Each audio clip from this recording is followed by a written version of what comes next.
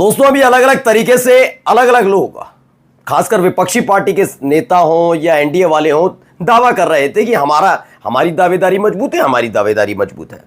लेकिन सीपी राधाकृष्णन खुद आश्वस्त नजर नहीं आ रहे। उन्हें अब लग रहा है नहीं, खेला तो होना है। इसलिए सीपी राधाकृष्णन के चेहरे की हवाइयां उड़ी हुई है, चेहरे की मुस्कान गायब है। लेकिन इसी बीच बी सुदर्शन रेड्डी ने एक बड़ा ऐलान किया, बड़ा बयान दिया है। और यह बयान एक ऐसे नेता के बारे में है जिसे लेकर पहले से ही मोदी शाह बेचैन है। और न केवल बयान दिया गया, बल्कि इन सब के बीच एक पक्का सबूत भी रख दिया कि वो क्या आखिर वजह है जिसके चलते उनके पुराने दोस्त इंडिया ब्लॉक के उपराष्ट्रपति पद के उम्मीदवार यानी बी सुदर्शन रेड्डी के समर्थन में खड़े आएंगे। आज मैं आपको बताऊंगा कि अपने पैर पर कुल्हाड़ी मारना किसे कहते हैं। जब आपको पहले से पता होता है कि आप कमजोर हैं, ऐसे में कोई ऐसा कदम उठाने से पहले 10 बार सोचना चाहिए। लेकिन मोदी सरकार, खासकर मोदी शाह, जो ये सोचते रहे 10 बरस में कि हारना उनकी किस्मत में नहीं है, उनको ये लगता रहा कि वो जिस नेता पर हाथ रख दिया या आशीर्वाद दे दिया वो विजयी भव हो गया। उनको ये दूसरी दफा 1 महीने के भीतर देखने को मिलेगा हार किसे कहते हैं। आज आपको दिखाने जा रहा हूं कि कैसे पासा पलट गया है। उपराष्ट्रपति पद पर चुनाव होगा 9 तारीख को, औपचारिकता रहेगा। ये क्यों कह रहा हूं? क्योंकि खेल हो गया, नंबर पूरे आ गए हैं, नंबर बन चुके हैं। और इसका ऐलान किसी और ने नहीं, बी सुदर्शन रेड्डी ने बताया। क्या कुछ कहा आज आपको दिखाने जा रहा हूं। नमस्कार, मैं हूं प्राज्वल गौतम और आज आपको दिखाऊंगा उपराष्ट्रपति चुनाव के दौरान कैसे बीजेपी को गच्चा मिला है। बीजेपी जिसकी पूरी की पूरी साख, खास तौर पर अमित शाह की साख उपराष्ट्रपति चुनाव से जुड़ी हुई थी।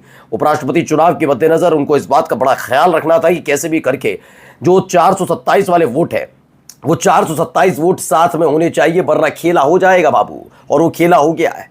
उनको पहले से ही पता था कि केवल साथी वाला मसला नहीं है, साथी के इधर वाले मसला ये भी है कि बीजेपी के खुद के सांसद क्रॉस वोटिंग कर देंगे कॉन्स्टिट्यूशनल चुनाव की तरह। जी हाँ, कॉन्स्टिट्यूशनल क्लब का जो चुनाव हुआ था, और वैसा ही कुछ होने जा रहा है। पहले एक सिलसिलेवार तरीके से दिखा रहा हूं कौन है भाजपा के बागी। पहला सवाल ये उठाया है केपी मलिक ने, और सिलसिलेवार तरीके जैसे ही आप देखेंगे तो समझ जाएंगे खेला हो रहा है। कौन है बागी? पहला, क्या भाजपा के बागी सांसद उपराष्ट्रपति चुनाव में भी कॉन्स्टिट्यूशनल क्लब के चुनाव की तर्ज पर कर सकते हैं क्रॉस वोटिंग? जी हां, इसी बात का डर है। दरअसल हाल ही में मैंने कुछ खबरें आपको दिखाई। पहले खबर आती है कि जेपी नड्डा चुपचाप एक बैठक करने पहुंचते हैं 25 तारीख को। मध्य प्रदेश पहुंचे थे, और मध्य प्रदेश क्यों पहुंचे थे वो भी आपको बता दूं। दरअसल राष्ट्रीय अध्यक्ष पद, उपराष्ट्रपति पद और मोदी के बाद कौन वाली लड़ाई में अब कहा यह जा रहा है कि इस्तीफा नहीं दिया जाएगा, बल्कि बगावत होगी। इसकी तैयारी बीजेपी गुपचुप तरीके से कर रही है। जेपी नड्डा को जगह जगह भेजा जा रहा है, खासकर वो राज्य जहां पर उन्होंने अपनी सरकार बनाई बहुमत के साथ, और जहां सीधे फाइट कांग्रेस के साथ है, या फिर जहां गठबंधन वाला, वहां पर भी लगातार एक एक जगह जाकर जेपी नड्डा माहौल ये क्रिएट कर रहा है। क्योंकि देखिए, मोहन यादव मध्य प्रदेश और राजस्थान में भजनलाल शर्मा, ये तमाम लोग हैं ना, तो ये क्रिएट किया जा रहा माहौल कि अगर दबाव ज्यादा डाला गया, नरेंद्र मोदी साहब इस्तीफा दें और शाह प्रधानमंत्री नहीं बनेंगे, तो जो बीजेपी शासित राज्य है वहां पर भी बगावत का झंडा बुलंद कर दिया जाए। ये माहौल क्रिएट किया जा रहा है। जैसे ये जानकारी लगी, आरएसएस ने कहा तुम गुपचुप करते हो, हम नहीं करते, बुला लिए।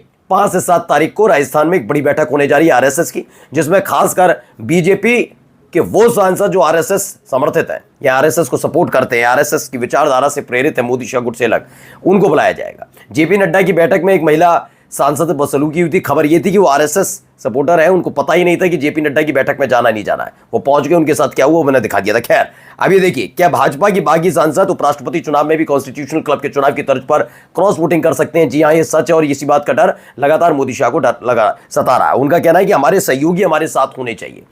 अब आप सहयोगी आप पे भरोसा नहीं कर रहे, आप कि बीजेपी के खुद के सांसद आपके साथ खड़े नहीं है, क्योंकि वेब जारी नहीं कर सकते कुछ। एक और खेल है इसके अंदर यह है कि जो बाहर वाले हैं, जो ना इंडिया गठबंधन और एनडीए गठबंधन में, वो भी आपको भाव नहीं दे रहे।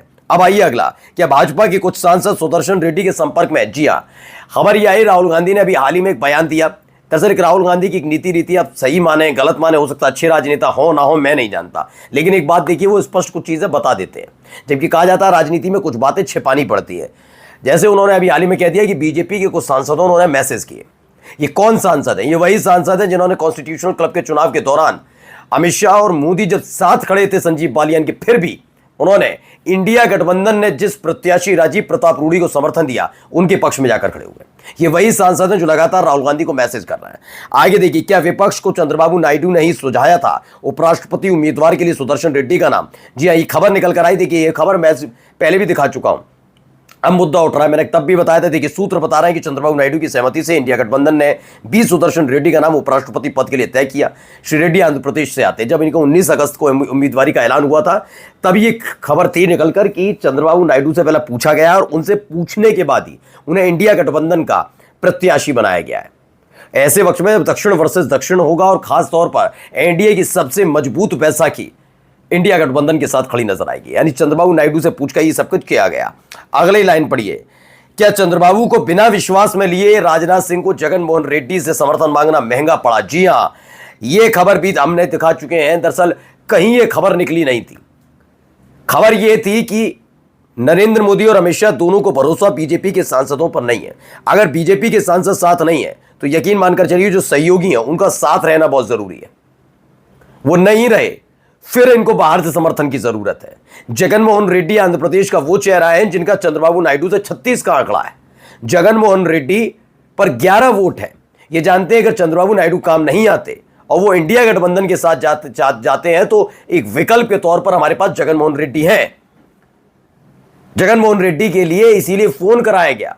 राजनाथ सिंह ने फोन कर दिया जगन मोहन रेड्डी को, वाइस प्रेसिडेंट के लिए जब चुनाव हो तो आप एनडीए के उम्मीदवार सीपी राधाकृष्णन को ही चुनना।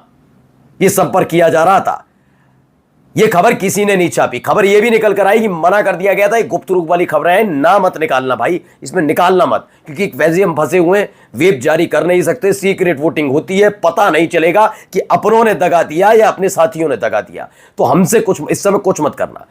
कहीं आपको न्यूज चैनल में खबर नहीं दिखेगी। द प्रिंट ने छाप दी, ये खबर पहुंच गई चंद्रबाबू नायडू के पास, हो गया खेला। उन्होंने कहा पहले तो मैं सोच रहा था चलिए कर लिया जाए, साथ वाले मसला है 371 करोड़ वाला घोटाले का तुम याद दिला रहे हो। तुम कभी याद दिलाते हो कि वो स्किल डेवलपमेंट घोटाला, कभी बताते हो कि ईडी ने क्लीन चिट आपके कहने पर दी। सोच रहा था, लेकिन अब ये खेल मेरे ही प्रतिद्वंदी को फोन करके उपराष्ट्रपति पद के लिए वोट मांग रहे हो, अब तो कतई नहीं करूंगा। ये स्पष्ट बातें निकल कर वहां से आ रही है। देखिए, चंद्रबाबू नायडू और एनटी रामाराव की जंग में सुदर्शन रेड्डी ही बने थे चंद्रबाबू के सारथी। अब देखिए, जिस पार्टी के आज पूरे सर्वे सर्वा है चंद्रबाबू नायडू, उस वो पार्टी है किसकी? वो इनके ससुर यानी एनटी रामाराव की थी। एनटी रामाराव की बेटी से चंद्रबाबू नायडू की शादी हुई। एनटी रामाराव जब राजनीतिक तौर पर अलग थलग पड़ने लगे थे तो उनकी पार्टी चंद्रबाबू नायडू के पास आई। फिर ससुर और दामाद के बीच में लड़ाई झगड़ा हुआ। बताया जाता है कि चंद्रबाबू नायडू के साथ उस समय कोई और नहीं, सुदर्शन रेड्डी, बी सुदर्शन रेड्डी ही खड़े थे। आज जो कुछ है चंद्रबाबू नायडू, बताया जाता है बी सुदर्शन रेड्डी की मदद से है। अब बताओ वोट किसको जाएगा? यह बताया गया है कि सही समय पर सही निर्णय लेंगे चंद्रबाबू नायडू। क्यों कह रहे हैं सुदर्शन रेड्डी? उन्होंने कहा, सुदर्शन रेड्डी ने कहा कि सही वक्त पर सही फैसला। समझ गए ना खेल क्या हो रहा है? सही वक्त पर सही फैसले का मतलब क्या है? सही वक्त पर सही फैसले का मतलब सिर्फ यह है कि चंद्रबाबू नायडू आ रहे हैं किसके साथ? जल्दी बी सुदर्शन रेड्डी के साथ, यानी इंडिया गठबंधन के साथ। नमस्कार।